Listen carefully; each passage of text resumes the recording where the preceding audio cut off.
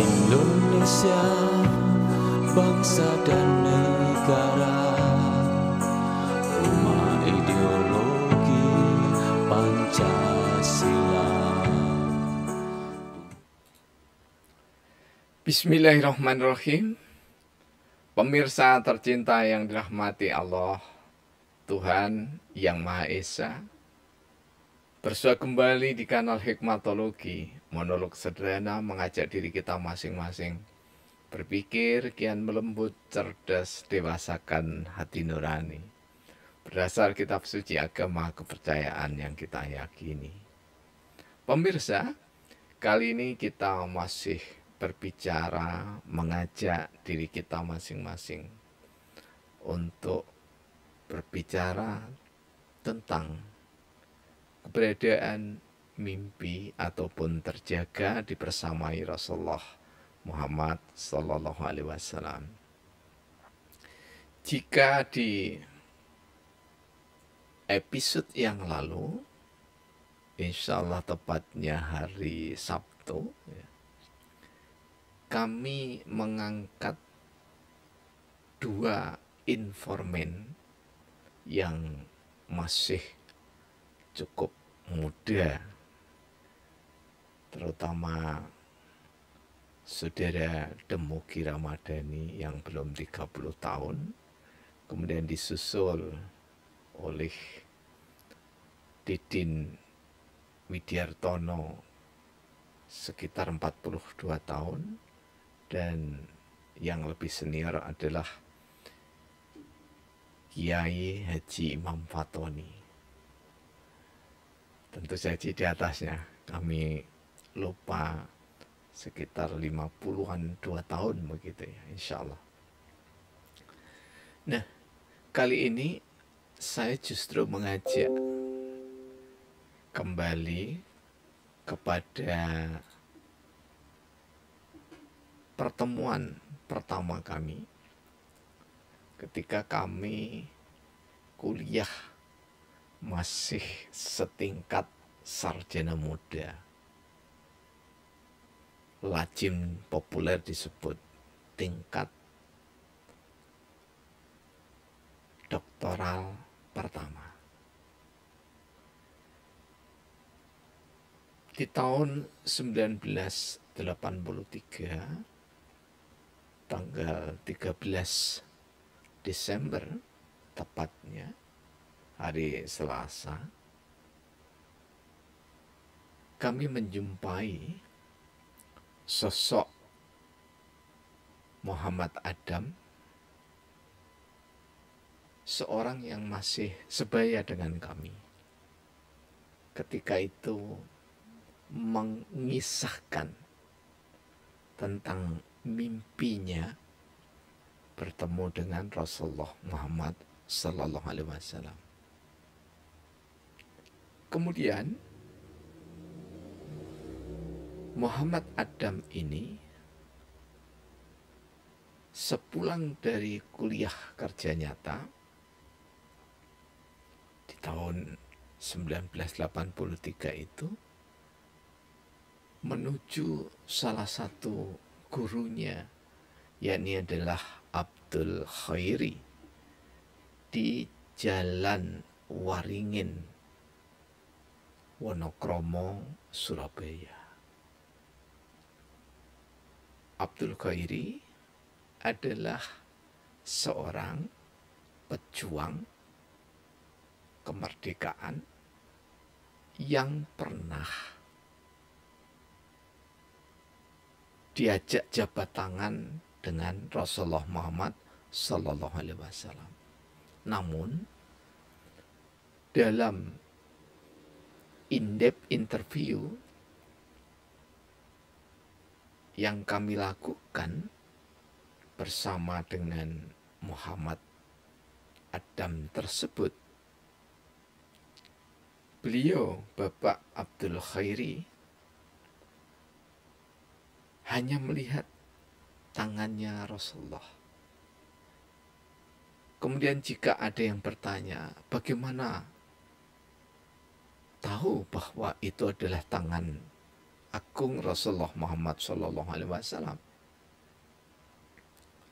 kami mendapatkan jawaban ketika itu bahwa pada saat Rasulullah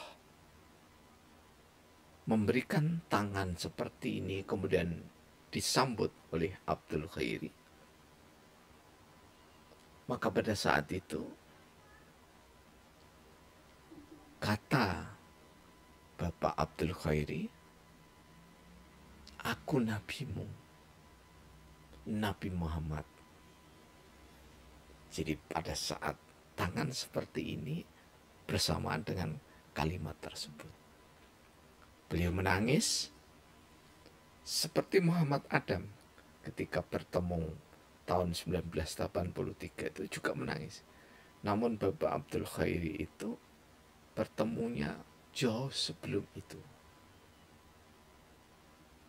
di tahun 50-an. Mengapa kami mempercayai data seperti ini? Karena latar belakang dari kedua informan ini kemudian kami tambahkan dengan satu informan lagi, yakni adalah Kiai Haji Masyhuri, yang sama-sama di tahun 1970-an beliau mimpi bertemu Rasulullah dengan alamat yang sama. Artinya bahwa Kiai Haji Al-Hafidh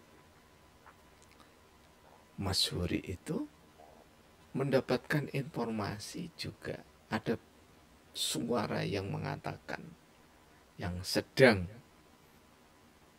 berada di depannya itu adalah Rasulullah Muhammad SAW. Di antara tiga orang ini, yang kedua yakni Bapak Abdul Khairi sudah almarhum, meninggal dunia, tetapi Muhammad Adam dan Kiai Haji Masyhuri sampai hari ini masih bersama kita. Artinya masih dikaruniai kesempatan oleh Allah untuk beribadah.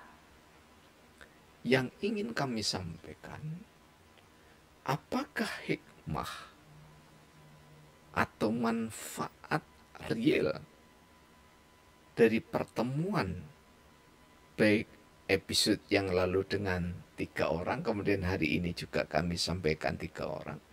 Apa yang dialami oleh 6 orang ini? Di samping nanti kami berlanjut pada informan yang lainnya, yakni adalah upaya istiqomah dari ketiga beliau ini untuk meningkatkan ibadah.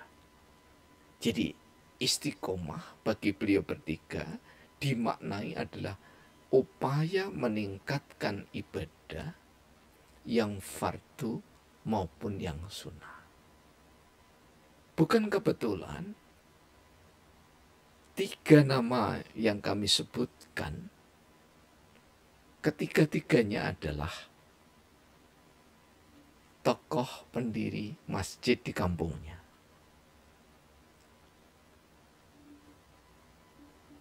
Jadi Muhammad Adam itu berada di Kabupaten Malang, kemudian almarhum Bapak Abdul Khairi mendirikan masjid di Wonokromo, kemudian Kiai Haji Al-Hafidh Masyhuri mendirikan masjid As-Salafiyah di Kedung Kandang, Kota Malang. Tiga-tiganya takmir masjid. Jadi selain pendiri juga takmir masjid. Jadi upaya beliau bertiga ini untuk memakmurkan masjid setelah bertemu dengan Rasulullah, makin bergelora. Semangat menghidupkan sunnah juga makin membara. Upaya-upaya amaliyah yang berkaitan dengan sesama manusia dengan ragam bentuknya juga semakin mengada, artinya semakin meningkat.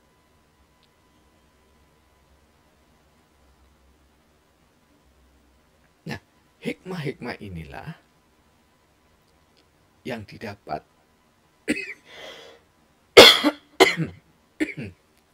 mohon maaf, tersedak sisa dari permen jahe ini.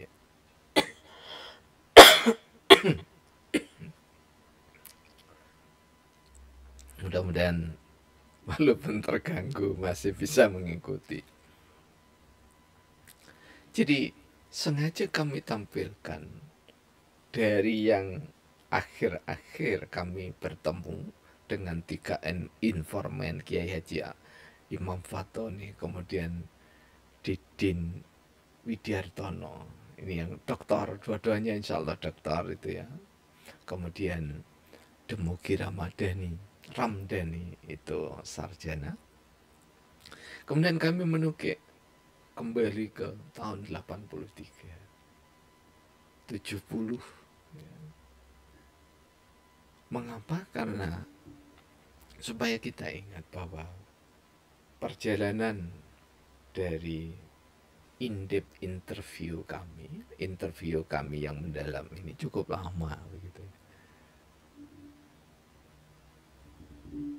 Dengan lamanya wawancara ini bagi seorang peneliti kualitatif seperti kami, tidak ada data yang basi, tetapi data itu tetap aktual, apalagi berkaitan dengan berbicara tentang mimpi sekaligus terjaga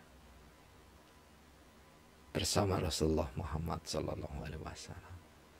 Karena nanti kami juga akan menyampaikan kembali di nomor-nomor yang lain insya Allah bahwa Bapak Muhammad Adam ini juga ditemui dalam keadaan terjaga. Jadi seperti 3 orang informan yang sudah kami sebutkan di episode yang lalu. Sekali lagi tujuan kami adalah setidaknya meyakinkan diri kami yang sedang meneliti agar kami juga bisa mengikuti jalan yang ditempuh oleh beliau-beliau yang pernah mimpi sekaligus terjaga. Karena kalau Imam Fatoni, ya Kiai Haji Imam Fatoni atau Gus Fatoni itu ada di antara 38 itu yang pada waktu Mahalul Qiyam di bulan Rabiul Awal, ya, tanggal 12 Rabiul Awal tahun 2018. Ini nanti tolong dihitung ini ya. Jadi 2018 itu tahun berapa itu? 14 berapa Hijriah gitu ya. Nah, ini juga kami ingin membagi semangat dengan mukminin dan mukminat bahwa untuk mimpi dan terjaga itu insya Allah sahih. Karena sekali lagi, kalau dalam istilah santri murojaah ya, atau triangulasi data yang kami sampaikan kepada Kiai Haji Masyhuri itu, beliau sekali lagi adalah seorang yang kasaf. Di samping kami juga sowan ya ke almarhum ya waktu itu masih berada bersama kami, Habib Muksin.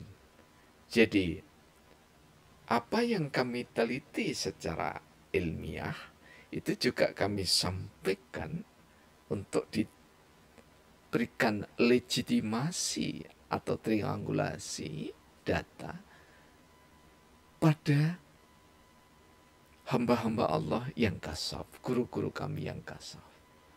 Di samping juga ada salah satu guru kami yang berada di Batu, juga kami sampaikan bahwa seluruh yang kami teliti itu benar. Ya, khususnya yang bertalian dengan Bapak Abdul Khairi, kemudian Muhammad Adam, dan Kiai Haji Masuri. Jadi, walaupun Kiai Haji Masuri itu juga seorang yang kasaf, tapi kami coba untuk sampaikan kepada Habib Muksin dan sesepuh ya Romo Kasari, ya, bukan tidak mempercayai, tetapi dalam tradisi penelitian kualitatif yang berbasis grounded, ya, memang ya, untuk reduksi data itu harus dikomunikasikan agar data ini memiliki keabsahan. Jadi insan expert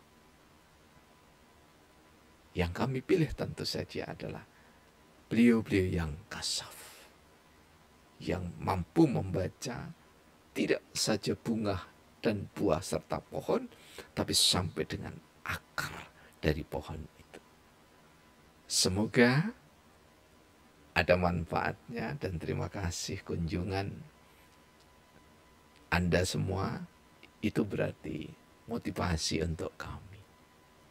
Tentu saja terbuka untuk saran kritik yang bersifat membangun demi kebersamaan kita dalam kerjasama di dunia maya maupun di dunia nyata. Alhamdulillahirabbil alamin.